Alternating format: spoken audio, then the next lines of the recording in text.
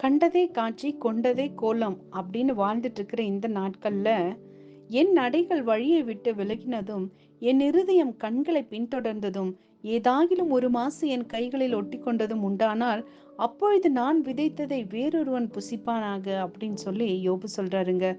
எவ்வளோ துணிச்சலா யோபு ஜெபம் பண்றாரு. இந்த வார்த்தையை வாசிக்கும் போது வேதாகமம் இல்லாத காலகட்டங்கள்ல வாழ்ந்த யோபு எவ்வளோ அழகா ஆண்டவரோட வார்த்தைக்கு கீழ்ப்படிந்து நடந்திருக்கிறாரு. இஸ்ரவேல் ஜனங்கள் தங்கள் கண்களுக்கு ஏற்க நடக்காதவாறு இருக்கும்படியாக கர்த்தர் மோசே கிட்ட ஒரு காரியத்தை சொல்றாரு. இஸ்ரவேல் ஜனங்கள் தங்கள் தலைமுறை தோறும் தங்கள் வஸ்திரங்களின் ஓரங்கள்ல தொங்கல்களை உண்டாக்கி ஓரத்தின் தொங்கலில இளநீல நாடாவை கட்ட வேண்டுமாமா.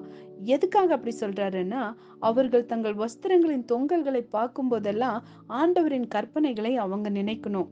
ஆனா யோபு எந்த கற்பனையும் இல்லாத காலகட்டங்கள்ல ஆண்டவருக்கு உண்மையா இருந்தாருங்க.